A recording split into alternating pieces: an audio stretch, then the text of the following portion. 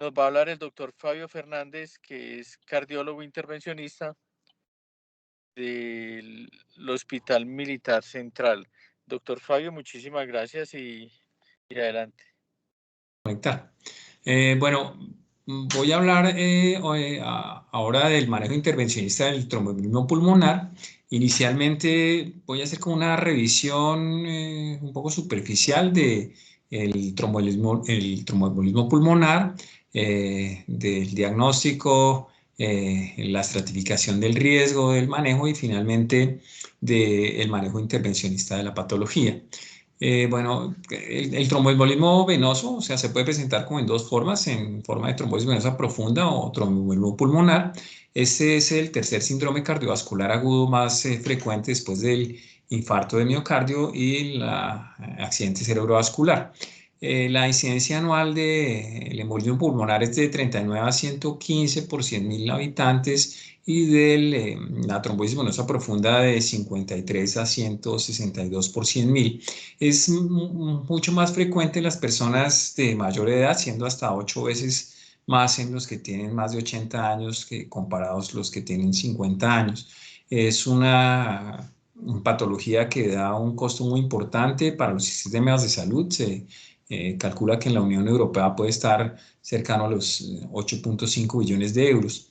Además, es una causa muy importante de muerte. Se calculan más o menos 30.000 muertes al año en Estados Unidos y en el mundo entre 800.000 y 1.000.000. A muchos pacientes, un porcentaje importante, se pueden presentar como muerte súbita o pueden fallecer antes de iniciar un tratamiento. En cuanto a la incidencia y la mortalidad de la patología, si se ve en las diferentes décadas, se ve en las líneas rojas como un aumento en el diagnóstico o en la incidencia que podría ser porque ahora tenemos mejores métodos de diagnóstico y lo sospechamos de pronto más. Y también se ve una disminución en la mortalidad también en las décadas, pero esto puede ser porque tenemos más diagnóstico de casos de pronto que son menos severos que antes no se diagnosticaban y eso también podría hacer que se viera como una disminución de la mortalidad. Perdón. En cuanto a la fisiopatología, pues bueno, lo que tenemos es una sobrecarga sobre el ventrículo derecho que está por la obstrucción de los trombos que aumentan el área de sección transversal y la resistencia al flujo que viene del ventrículo derecho y esto pues nos va a producir diferentes anomalías sobre la pared del ventrículo derecho con aumento de la presión, de la tensión de la pared, activación neurohumoral, inflamación miocárdica, aumento de la demanda de oxígeno. Además tenemos zonas que están ventiladas pero no perfundidas y tenemos entonces también un trastorno de la oxigenación con un aumento del shunt intrapulmonar. Eso va disminuyendo la contractilidad del ventrículo derecho que finalmente afecta el llenado del ventrículo izquierdo. Hay una disminución del gasto y de la precarga del ventrículo izquierdo, disminución de la perfusión coronaria en el ventrículo derecho, disminución en el aporte de oxígeno y finalmente eso nos puede llevar a shock obstructivo y muerte. En cuanto al diagnóstico, pues el diagnóstico es a veces un diagnóstico difícil porque hay síntomas que son inespecíficos, pueden estar presentes en muchas otras patologías y a veces hay que pues siempre tenerlo en cuenta para sospecharlo. Disnea, dolor torácico, síncope, hemoptisis, que son cosas que se pueden compartir con otras cosas. Aunque la mayoría de los pacientes tienen un factor predisponente, hasta el 40% pueden no tener factores de riesgo. Aunque se puede igualmente presentar hipoxemia o hipocapnia, hasta un 40% de los pacientes pueden tener saturación normal. La radiografía de tórax, la mayoría de las veces no nos da mayores cambios.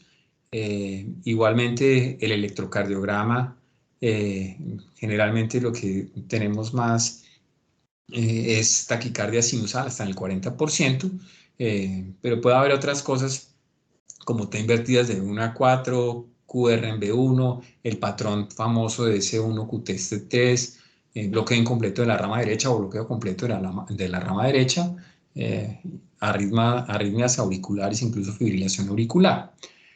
Hay que siempre entonces tener en cuenta los factores de riesgo que nos dan más posibilidades de que una persona pueda estar teniendo un tromboembolismo pulmonar, y hay unos factores que son como más poderosos que otros. Siempre hay que tenerlos en cuenta.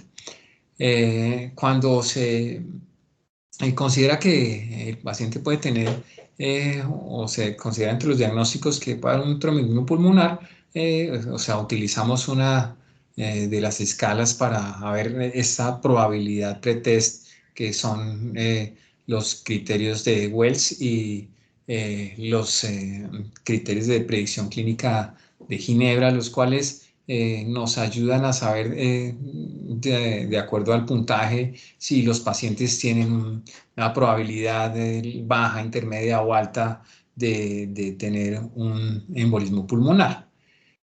Una cosa bien también importante es que hay algunos criterios que nos pueden hacer también que si los pacientes no tienen alguna de estas características, o sea, la probabilidad de que tengan un embolismo pulmonar es baja. Si son menores de 50 años, la frecuencia cardíaca está menor de 100, tienen saturación mayor de 94, tenemos ausencia de signos de trombosis venosa profunda, edema unilateral de miembros inferiores, no tienen hemoptisis, no tienen historia de trauma o cirugía reciente, y no usan suplencia hormonal. Esos son los criterios de PERC para exclusión de embolismo pulmonar. Digamos que podría uno en estos pacientes estar más tranquilo y de pronto buscar otras cosas, porque la probabilidad de que tengan un embolismo pulmonar es baja.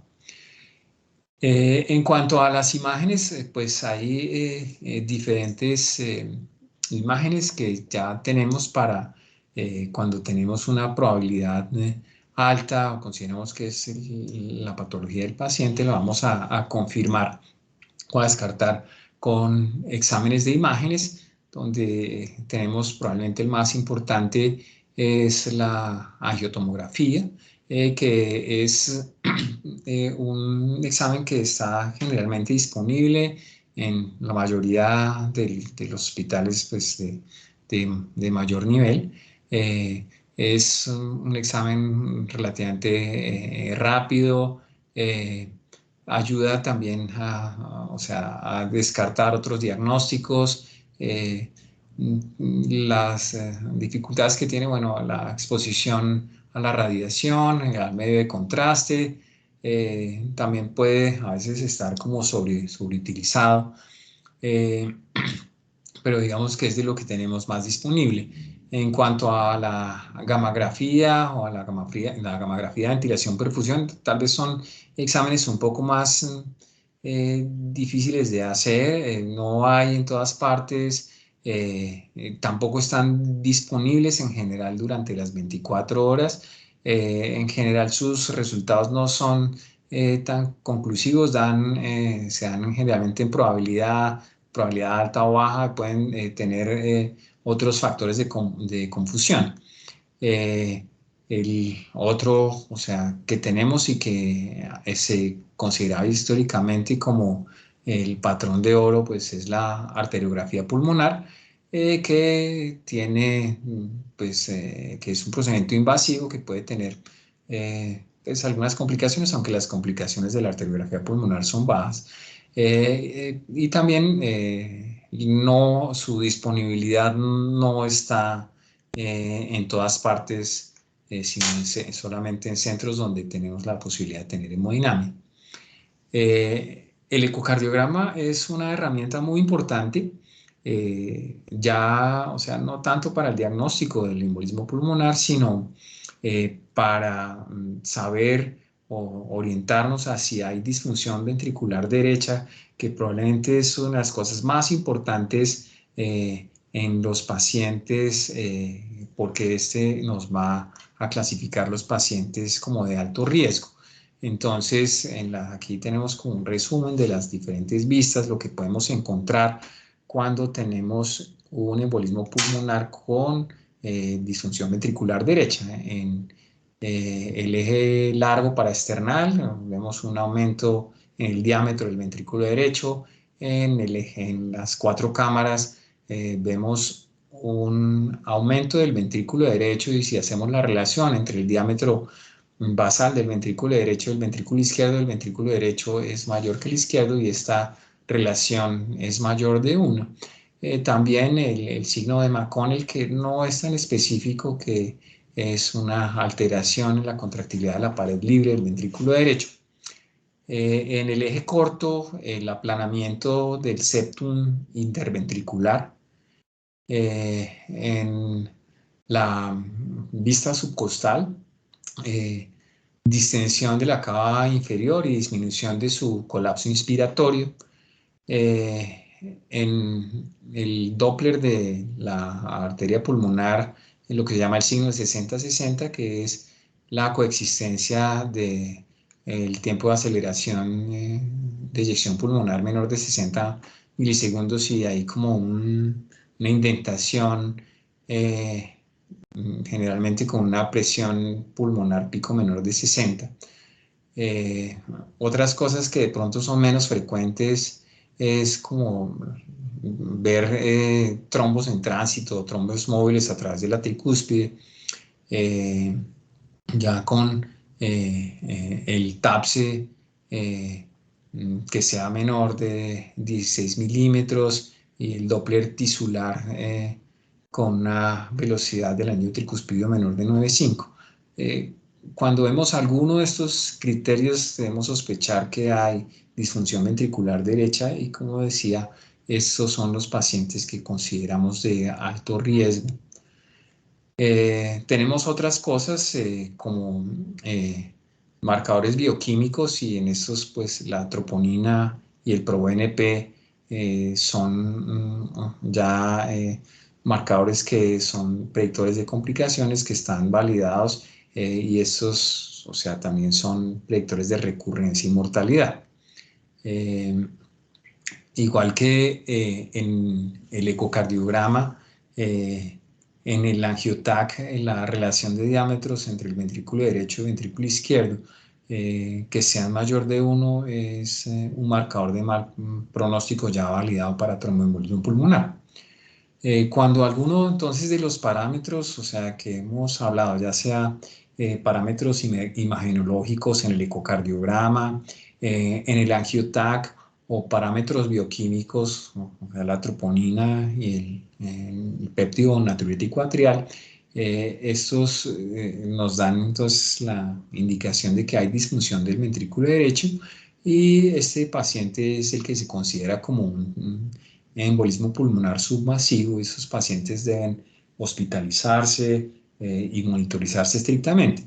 Afortunadamente, o solamente un porcentaje bajo de estos pacientes, hacia cercano al 5%, pueden evolucionar a compromiso hemodinámico con shock y embolismo pulmonar masivo. Así los pacientes estén estables pueden tener pues estos signos de disfunción ventricular derecha.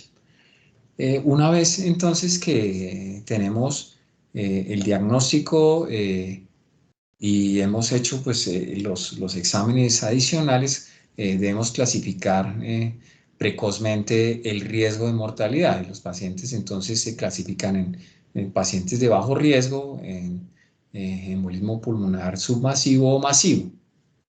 La mayoría, igualmente, de los pacientes son en general de bajo riesgo, y ya hay estudios que soportan el manejo ambulatorio, incluso con nuevos anticoagulantes orales, demostrando que este manejo es seguro. Ya, o sea, como lo he mencionado otras veces, el riesgo de mortalidad está básicamente dado por la sobrecarga ventricular derecha. En lo que entonces más frecuentemente, o sea, se utiliza para la evaluación clínica es el puntaje de PESI, el índice de severidad de embolismo pulmonar, que se utiliza el simplificado generalmente, que tiene en cuenta, básicamente son parámetros clínicos y comorbilidad. Aquí tenemos el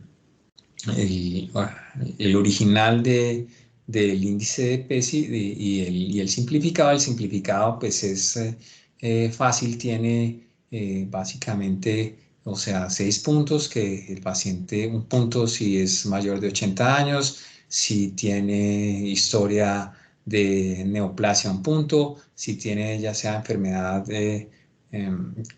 cardiovascular o pulmonar, un punto, si tiene una frecuencia cardíaca mayor de 110, la presión sistólica es menor de 100 o la saturación es menor de 90. Cada uno de estos da un punto.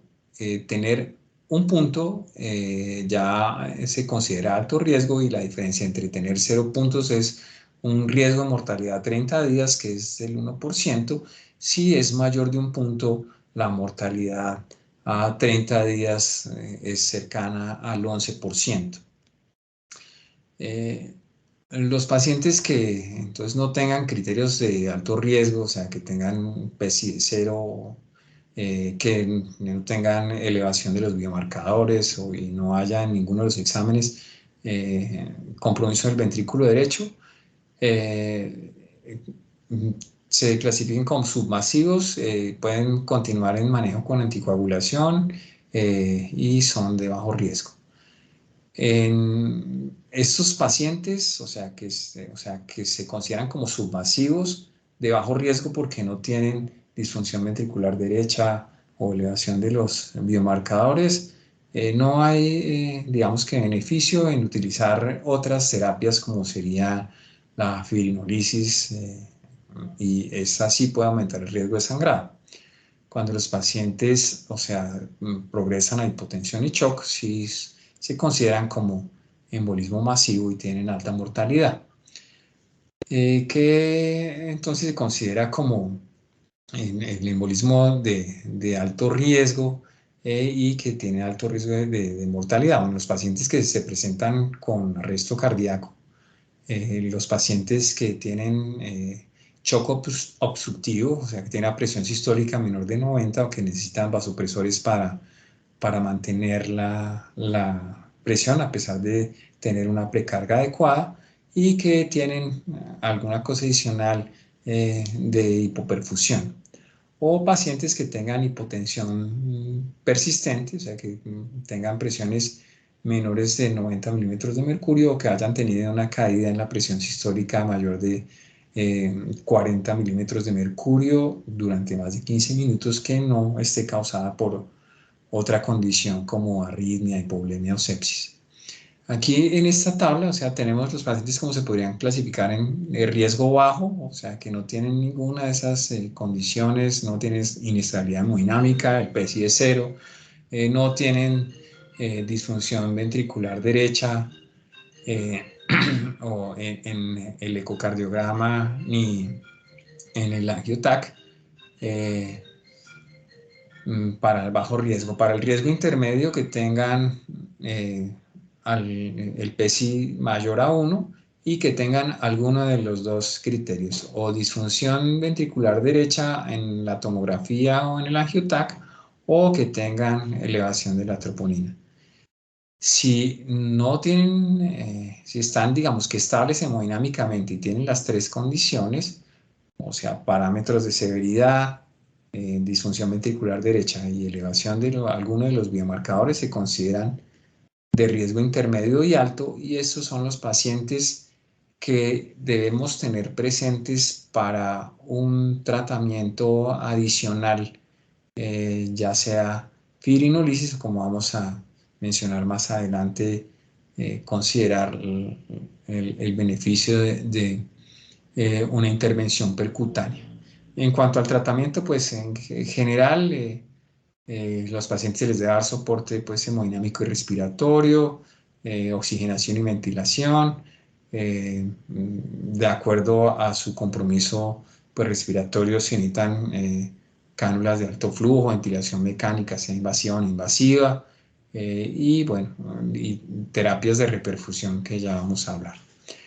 Manejar la falla ventricular derecha y se plantea en estos pacientes la pertinencia, hay algunos estudios que demuestran qué beneficio se tendría en tener unos equipos de respuesta multidisciplinaria para el manejo del embolismo pulmonar. En estos grupos estarían conformados por diferentes especialidades como médicos de cuidado intensivo, anestesiólogos cardiovasculares, cardiólogos, neumólogos y alguien del grupo intervencionista, sea radiología intervencionista o cardiología intervencionista.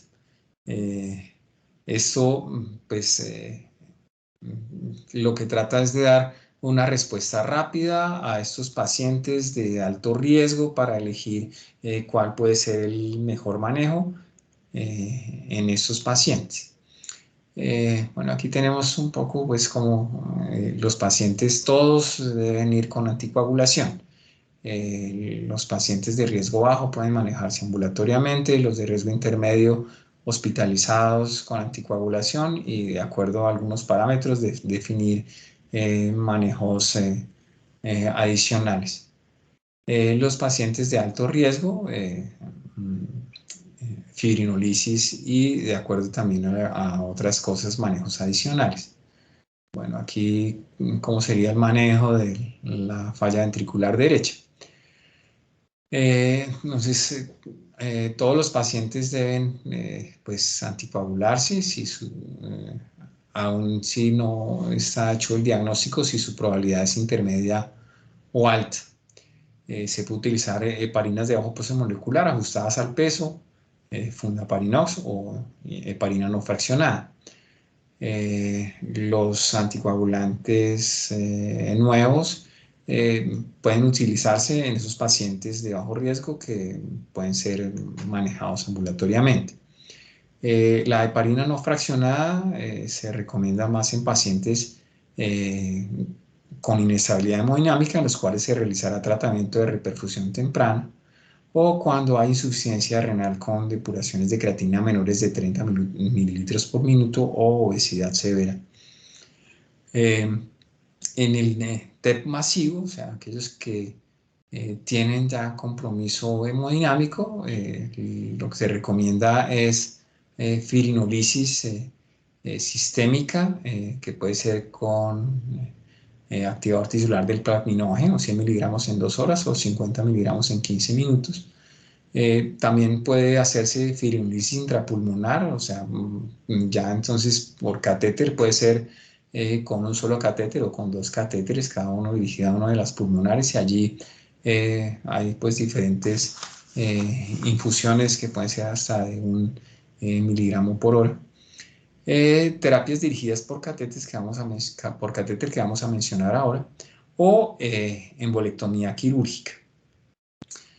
La racionalización que tenemos para hacer reperfusión, sea con fibrinolisis o quirúrgica o percutánea, es que hay pues una mejoría más rápida en la obstrucción pulmonar, entonces tenemos más rápidamente disminución de la presión pulmonar y la resistencia vascular, pulmonar comparada con cuando se hace solamente anticoagulación con heparina, y esto se puede pues demostrar viendo una evolución más temprana en la relación de los diámetros del ventrículo derecho y del ventrículo izquierdo.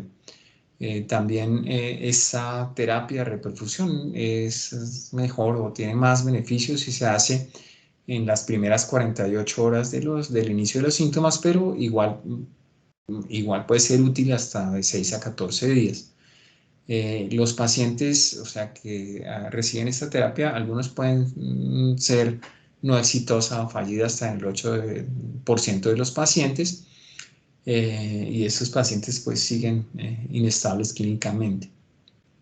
La reperfusión pues nos da entonces una reducción significativa de la mortalidad y de eventos recurrentes, pero tiene una desventaja y es que tiene un riesgo de sangrado mayor que puede estar cercano al 10% y dentro de esos la hemorragia intracraneana del 1.7%. De otro lado, a largo plazo, o sea, no se ha demostrado que los pacientes que reciban esta terapia sí tengan menos posibilidades de desarrollar hipertensión pulmonar crónica. Entonces, hay todavía cosas que determinar en este manejo. Bueno, el régimen trombolítico puede ser con activador tisular del plasminógeno, streptokinasa, uroquinasa. En cuanto entonces a las recomendaciones, bueno, la anticoagulación pues debe ser en todos los pacientes, indicación clase 1 con nivel de evidencia C. La trombolisis sistémica es recomendada para los pacientes con embolismo pulmonar de alto riesgo, clase 1. Y la intervención quirúrgica se recomienda para pacientes con embolismo pulmonar de alto riesgo, en los cuales hay trombolisis fallida o está contraindicada. Y aquí, como una indicación clase 2A, tenemos los tratamientos percutáneos por catéter igualmente en pacientes que tengan embolismo pulmonar de alto riesgo o en los cuales la trombolisis esté contraindicada o haya sido no exitosa. Entonces, aquí igualmente tenemos que los pacientes que tienen deterioro hemodinámico y están en anticoagulación pueden recibir terapia trombolítica de rescate, indicación clase 1, como alternativa a terapia trombolítica de rescate.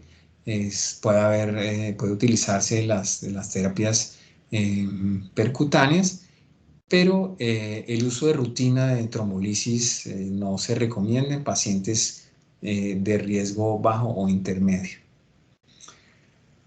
Entonces, el tratamiento endovascular se indica en pacientes de alto riesgo con contraindicación absoluta o relativa para fibrinolisis sistémica o en pacientes sometidos a fibrinolisis no exitosa.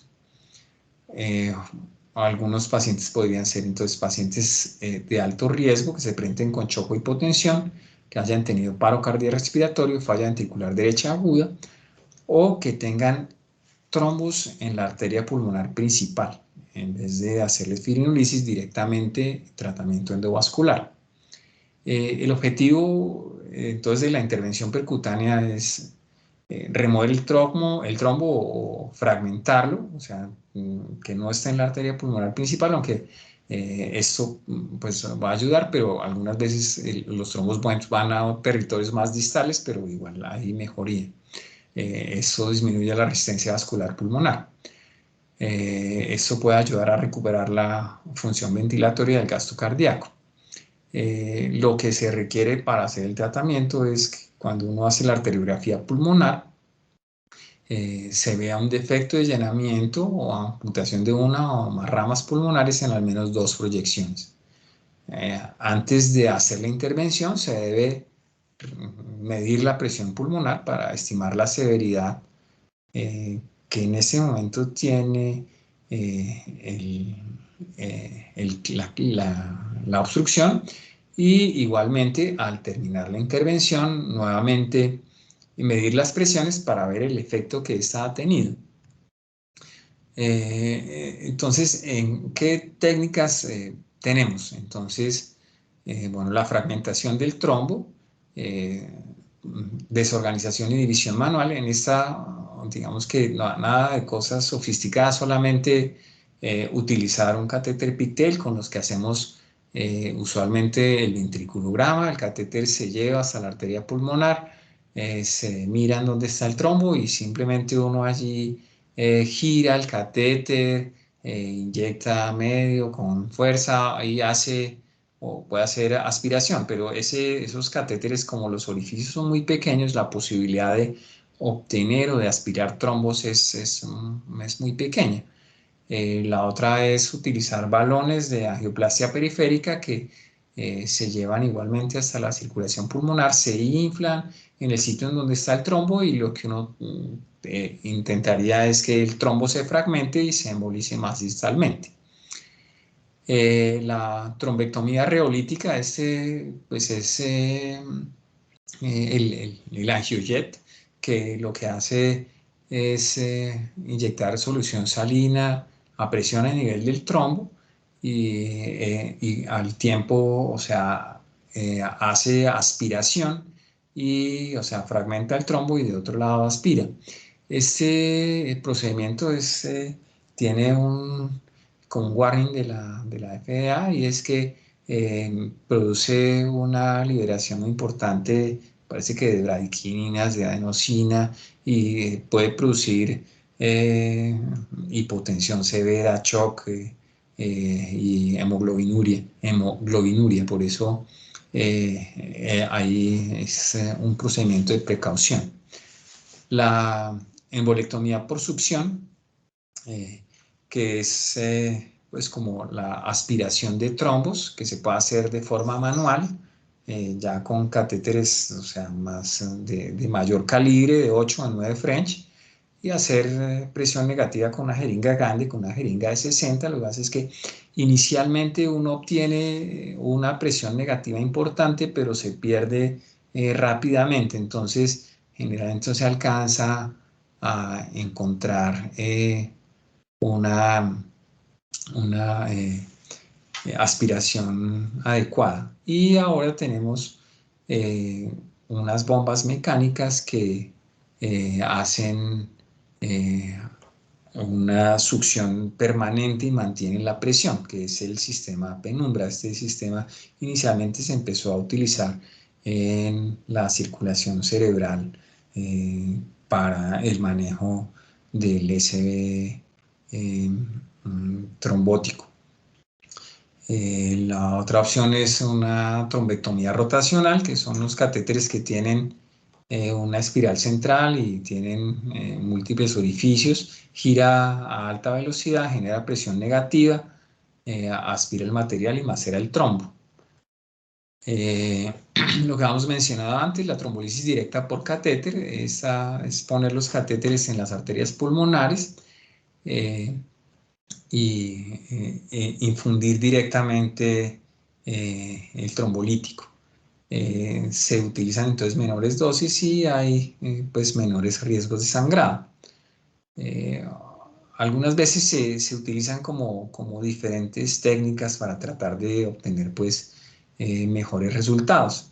Se considera que cuando uno hace estos procedimientos se pueden tener disminuciones de la presión pulmonar media entre 5 y 10 milímetros de mercurio. ¿Qué riesgos tiene? Bueno, o sea, que haya perforación de una arteria pulmonar y eso pues es un problema grave, además porque estos pacientes siempre están anticoagulados y la posibilidad de corregir esto es solamente quirúrgica porque no hay una forma percutánea de hacerlo. De tal forma que se debe solamente intervenir las ramas principales y las ramas grandes de los lóbulos inferiores. Y en ramas menores de 6 milímetros debe tratar de no intervenirse por el riesgo que hay de complicaciones. Aquí pues los aparatos que hay para la intervención percutánea, ahí están. Ahora vamos a mostrar unos, el Ecosonic que es como con ultrasonido y aspiración, el Angiovac, bueno, es como un bypass venovenoso, el Flow Trigger, ahora les muestro una imagen de Flow Trigger que es como si fueran varios, parecido al Amplatzer, que se abren en el sitio en donde están los trombos, y cuando se recoge dentro del catéter, pues los trombos vienen como entre los discos de lo que es parecido a un Amplatzer. El índigo, que es el de la aspiración mecánica con bomba, y el angiojet, que es el de la inyección de solución salina a presión. En cuanto a la aspiración mecánica, bueno, aquí estamos el penumbra, que bueno, se utilizó primero en circulación cerebral, el índigo, que se utiliza para aspiración de trombos en miembros inferiores, el CAT-RX, que se utiliza en coronarias, y el índigo, que se utilizaba entonces en la circulación periférica, es la que utilizamos en las arterias pulmonares.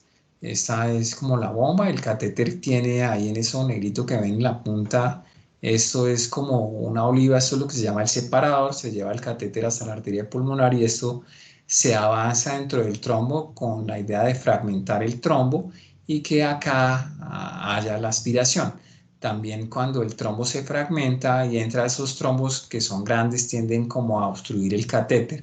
Lo otro que para lo que sirve esta oliva es para como limpiar el catéter. Cuando el catéter se obstruye y uno no está teniendo retorno dentro de este canister, uno lo que hace es retraer la oliva para limpiar el catéter por dentro y no tener que sacar todo el catéter y lavarlo para tener que volver a subir hasta la arteria pulmonar, porque esto pues da más riesgo de complicaciones. Este tratamiento de aspiración se probó en un estudio que es el ESTRAC-P Trial. Son 110 pacientes. Eran pacientes que tenían embolismo pulmonar subvasivo menor de 14 días, que estaban confirmados por angiografía, por angiotac.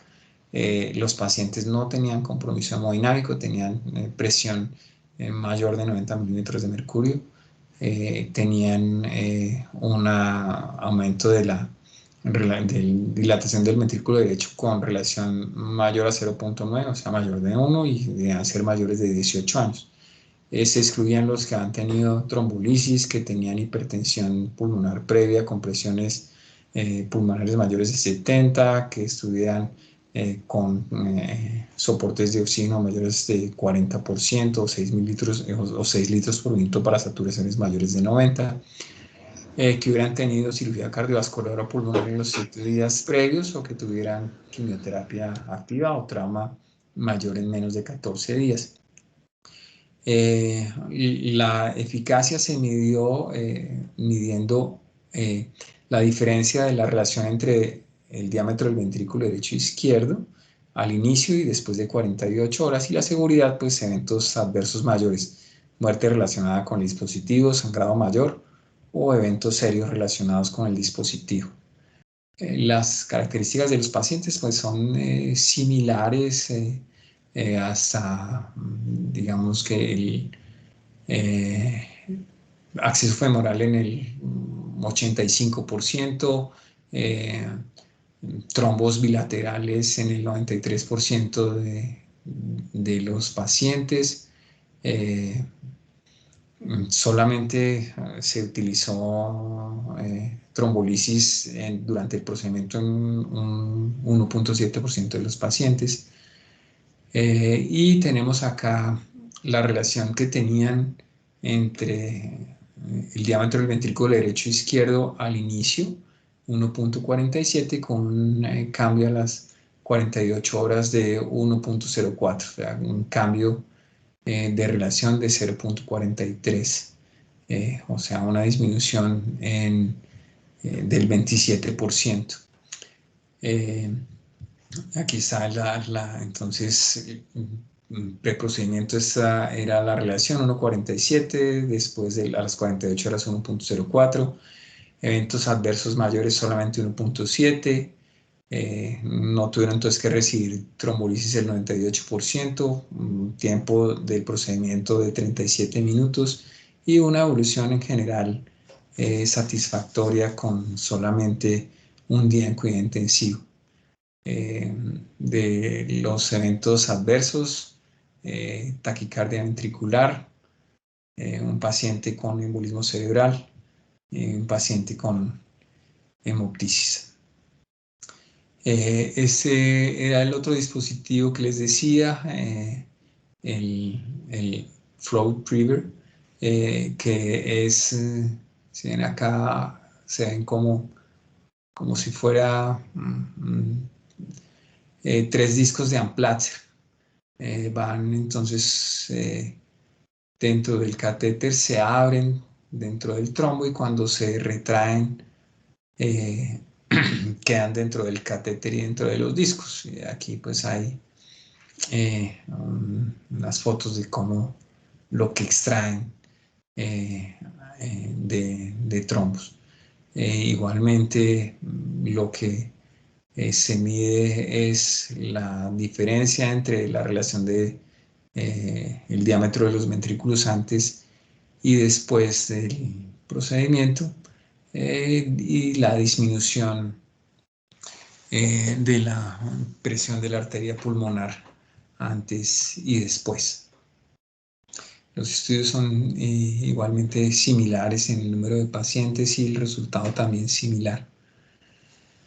En este estudio Seattle, este es con otro tipo de dispositivo que es como con ultrasonido y utiliza ultrasonido y fibrinolisis a menores dosis de 1 miligramo hora por 24 horas. Si es en una sola de las arterias pulmonares o 1 miligramo hora por 12 horas si es en las 2 arterias pulmonares. Aquí tenemos igualmente los resultados en la relación de los diámetros antes del procedimiento 1.15, 1.55, perdón, después del procedimiento 1.13, o sea, una disminución importante del diámetro del ventrículo derecho. Las disminuciones de la presión pulmonar, la sistólica inicial 51, postprocedimiento 37, a las 48 horas 36. Bueno, y ese es un índice radiológico de la cantidad de segmentos comprometidos por el embolismo. No lo vi sino solamente en este estudio utilizado. Ahora vamos entonces a presentar un caso que tuvimos en el hospital militar de una paciente de 35 años, una paciente que había tenido en una cesárea una sección de un uréter. Ella estaba con un catéter de nefrostomía y la llevaron a la cirugía para hacerle un reimplante del uréter. La cirugía parece que fue un poco compleja, duró como 8 horas la cirugía y al terminar la cirugía, la paciente hizo taquicardia ventricular, hizo arresto y se comportó con un choque obstructivo. Entonces tuvo que asistirse con ventilación mecánica, soporte con noradrenalina, dobutamina y vasopresina. Y en el angioTAC se vio un embolismo pulmonar bilateral con compromiso segmentario del lóbulo medio e inferior derecho y del lóbulo inferior izquierdo. Por supuesto, como estaba en posoperatorio inmediato, tenía contraindicaciones para hacer fibrinolisis y además de esto también empezó a tener fiebre y se documentó una sepsis de origen urinario. Aquí tenemos unas imágenes del angioTAC. Aquí vemos, este es el ventrículo derecho.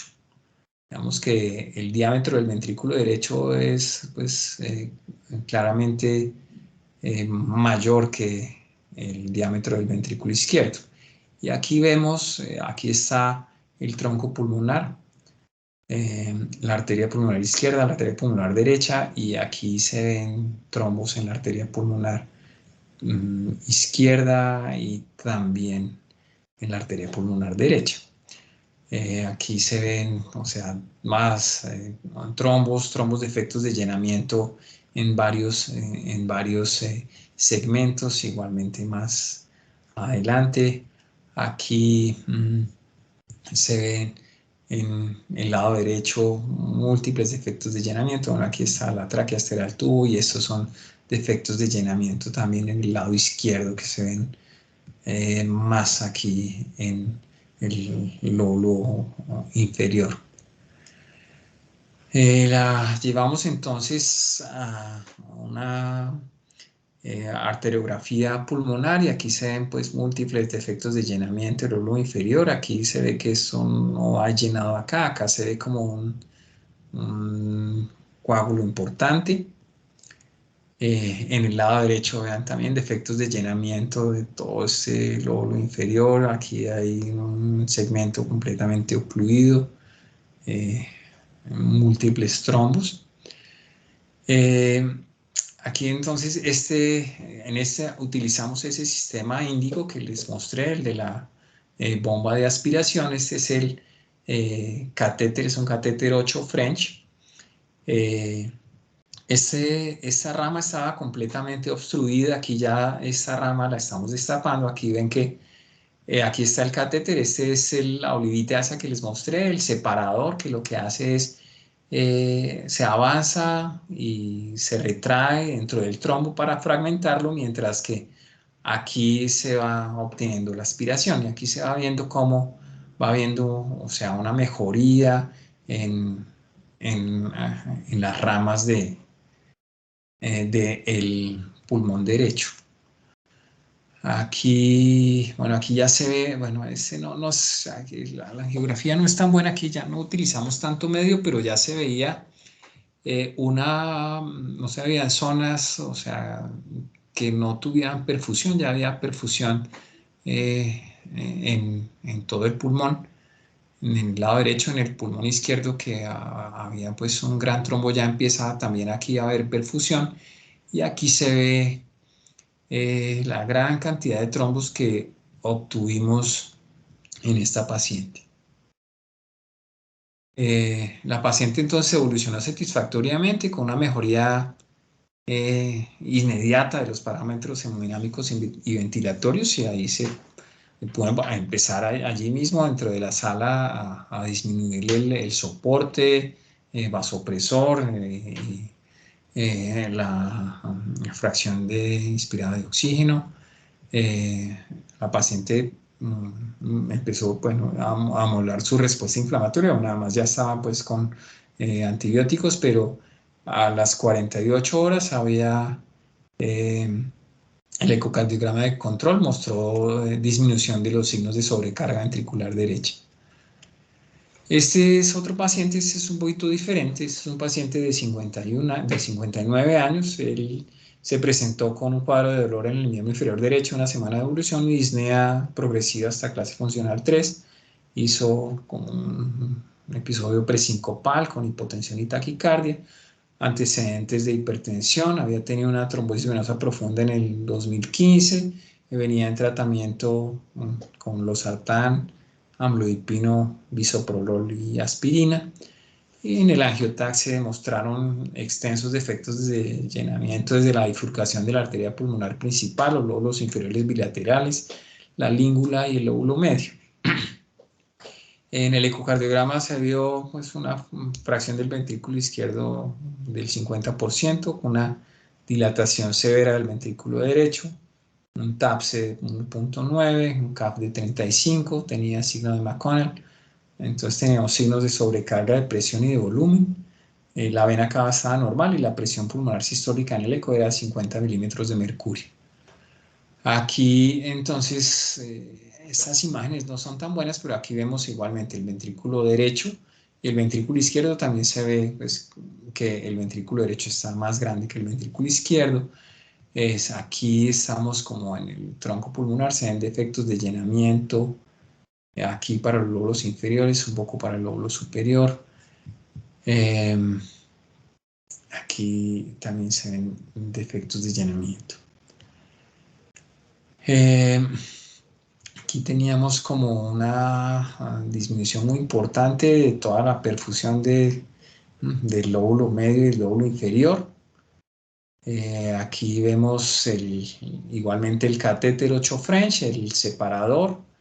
Aquí vean que inicialmente no teníamos aquí casi nada de perfusión, se veía acá como una cuña. Aquí empieza a haber ya perfusión en el lado derecho. En el lado izquierdo era sobre todo este trombo que teníamos acá para el lóbulo inferior. Aquí igualmente tenemos el catéter, el separador, y aquí también empezamos a ver una mejoría bien importante de la perfusión, sin que uno vea como generalmente estamos acostumbrados de pronto a ver un poco en las coronarias que cuando uno, bueno, hace angioplastia con balón, no tanto con la aspiración, pero hay veces que uno ve cantidades importantes de trombos, uno, o sea, dilata con un balón, pone un stent, pone tirofiban y al final la cantidad de trombo que queda es muy poca. Aquí las imágenes angiográficas no son tan dicientes como son en, en la arteriografía coronaria. De este segundo caso, pues también obtuvimos una cantidad importante pues, de trombos. Este paciente, bueno, en este sí, bueno, en el anterior no, se me olvidó poner las presiones, pero en este teníamos las presiones preintervención aurícula derecha 14, ventrículo derecho 45-10, arteria pulmonar 45-24 con media 31. Después de la tromboaspiración, tuvimos una disminución de 45 a 36 de la presión pulmonar sistólica, la presión pulmonar media de 31 a 28. Este paciente estuvo básicamente 2 días en la unidad de cuidado intensivo, evolución satisfactoria. Al quinto día se le dio egreso con anticoagulación oral. Entonces, bueno, en conclusión del tratamiento endovascular del embolismo pulmonar, tenemos que la evidencia de que esto sea igual o mejor que el tratamiento, pues, que sería convencional, que es el de la fibrinolisis, no, pues digamos que no lo tenemos. Hay estudios de serie de casos donde se ve éxito clínico, estabilización de los parámetros hemodinámicos, reducción de la hipoxia y la sobrevida, y que a la sobrevida alta fue hasta el 87%, con complicaciones mayores entre el 2 y el 8%. Que serían similares a las que podríamos tener de la fibrinolisis si pensamos que la fibrinolisis tiene un riesgo de sangrado que está entre el 8 y el 10%, aunque el riesgo pues, de hemorragia cerebral es del 1.7%. Pero pues hay de pronto cosas que no se han medido. Estos son como los estudios, digamos que no dan como ese resultado a largo plazo, que uno tendría que ver qué pasa más adelante, si hay falla cardíaca derecha, bueno, perforación de las arterias pulmonares, o sea que podría haber hemorragia pulmonar, las complicaciones pues adicionales por sangrado si se utilizan también anticoagulación. Bueno, posibilidades de taponamiento pues no son tan importantes. De bradicardia y bloqueo AV sí. Hemólisis cuando se utiliza el angiojet. Nefropatía por contraste, bueno, se puede producir pues, de pronto, o sea, pueden utilizar una cantidad de medio importante que puede pues dar nefropatía, y estos dispositivos utilizan diámetros grandes. El índigo, o sea, aunque el catéter es 8 French, hay que ponerlo por un introductor 10 French. Entonces, aunque es venoso, pues 10 French es de un diámetro importante. Esas pues terapias surgen porque la fibrinolisis da un riesgo de sangrado. Y pues buscando, o sea, otras terapias que nos disminuyan este riesgo, aparecen estas terapias. Hay pues varias, como dijimos, el índigo, el FlowTriever. Lo otro que hay que pensar es si esa relación del diámetro del ventrículo derecho y ventrículo izquierdo sí es la métrica adecuada para definir que los pacientes están mejorando o no, si esos son lo que deberíamos buscar o no. Bueno, el tiempo de la intervención en general es corto, de 40 minutos a 1 hora. El sangrado mayor es bajo de 1.7 a 1. Bueno, yo creo que, digamos que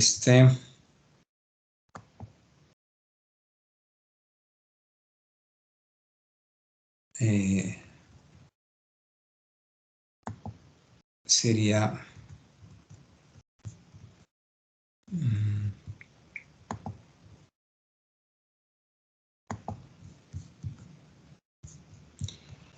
como lo que tendría yo para decirles. No sé si hay comentarios, no sé.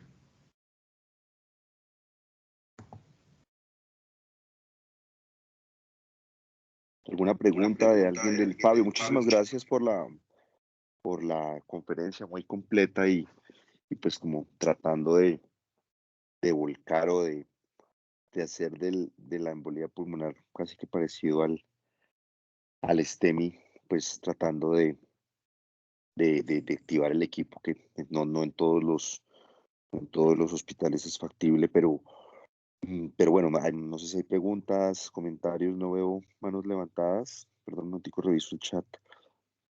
Mientras aparece una pregunta, Fabio, ¿hay algún hospital en Colombia donde estos equipos PER ya esté activo? Ustedes saben, yo no conozco si hay, cuáles han sido los resultados. No, nosotros no tenemos el equipo activo, pero digamos que yo pienso que es una cosa que sí deberíamos implementar. Yo no sé si ustedes lo tienen. El otro día estaba hablando con Jaime Cabrales y él me decía pues que sí, que era una cosa que deberíamos, o sea, tratar de implementar. No sé, tal vez Jaime me dijo que habían hecho unos casos allá en la cardioinfantil, pero con este otro dispositivo que es el de ultrasonido con succión. El ultrasonido, digamos que en este lo que uno trata de hacer es con ese separador tratar de fragmentar el coágulo para después aspirarlo, pero el de, el de qué, uno que tiene Boston es el ultrasonido y la aspiración.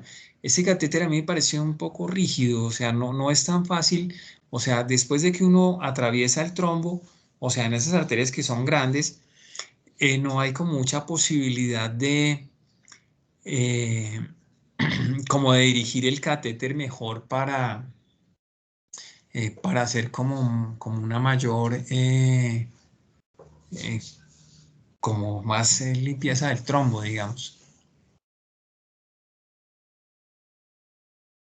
Ya no conozco los detalles técnicos porque pues no soy hemodinamista, pero la pregunta, Fabio, es, no hemos empezado, ha habido bastante controversia, pues no controversia, pero bastante discusión al respecto, y pues nuestro director médico es Rodolfo Denis, que pues es un neumólogo y creo que él Neumólogo le ha trabajado. reconocido. Sí, y Rodolfo ya trabajó al tema, pero no está activado cómo funciona, por ejemplo, pues obviamente cateterismo, pues para STEMI la geografía 24 horas, pero sí, yo no sé si alguien más en la conferencia sabe si está funcionando en algún sitio de Colombia, pero en la cardio definitivamente por ahora no. Doctor, buenas noches. Del Hospital Militar. ¿Cómo está, profe? No, doctor, mire, lo que quería comentar acerca de la parte administrativa es un tema que ya tenemos en militar, y es que cuando fue el caso, uno de los casos que presentó el doctor Fernández fue precisamente una paciente del hospital. Y en ese caso, digamos que lo que hicimos fue que contactamos directamente a la casa farmacéutica o de la casa que tiene el dispositivo, y ellos lo llevaron en 3 horas, 2 horas se lo llevaron a la sala de hemodinamia. O sea que digamos que el tiempo, cuando uno tiene un caso de esos, digamos que con ciertos, convenios con las casas farmacéuticas es factible para que no sea un tiempo tan prolongado. Digamos que existe la posibilidad de llevar los equipos en esa modalidad.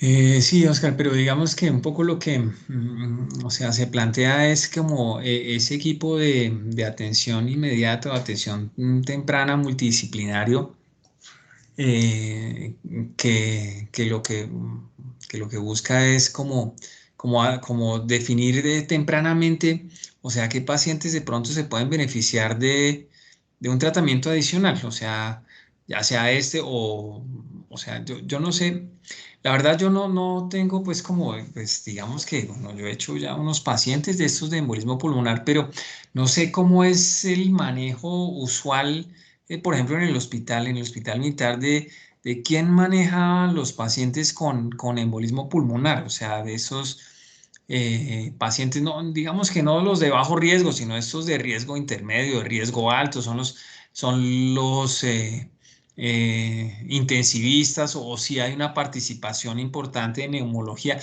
que sean los que definan, o sea, qué se hace, porque yo pienso eh, que digamos que cuando uno ve de pronto estos casos, o sea, a uno de pronto le queda la idea de que bueno, o sea, esto da una mejoría rápida, muy importante.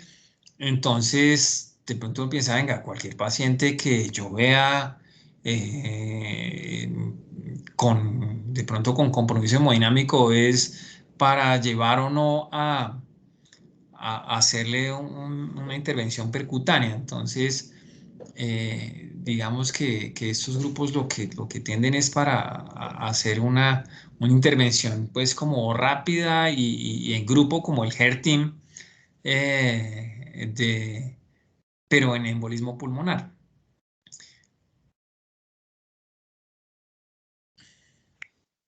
Bueno, doctor, pues digamos que si el TEP es de alto riesgo, yo pienso que la conducta del paciente tiene que ser necesariamente guiada por la unidad de cuidado intensivo en colaboración probablemente con el HER-Team, como usted dice, y que se involucre, por supuesto, el grupo de neumología de pronto.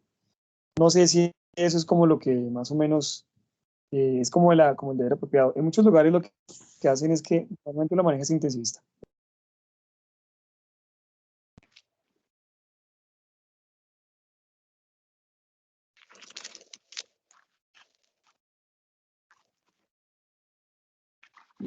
Fabio, una pregunta. Desde el punto de vista técnico, es mucho más, es decir, que qué tan tedioso puede llegar a ser, bien sea escoger la trombolisis directa o pues intravenosa en la arteria pulmonar, o en una de sus ramas versus succión. O sea, pues uno obviamente está mucho más acostumbrado a los stents y a ver la arteria, pero la pregunta es qué tan efectivo, porque pues obviamente el coronaria derecha que se tape, pues obviamente que tengo un trombo agudo, pues hay solo una, entonces es como más fácil cuál es el vaso índice y se abre y ya, pues obviamente estoy súper simplificando, porque pues obviamente eso tiene una técnica muy depurada y por eso ustedes tienen el entrenamiento que tienen, pero lo que voy es que es como más, va uno mucho más sobre seguro cuando tiene uno un STEMI comparado con la embolia pulmonar, el manejo intervencionista, como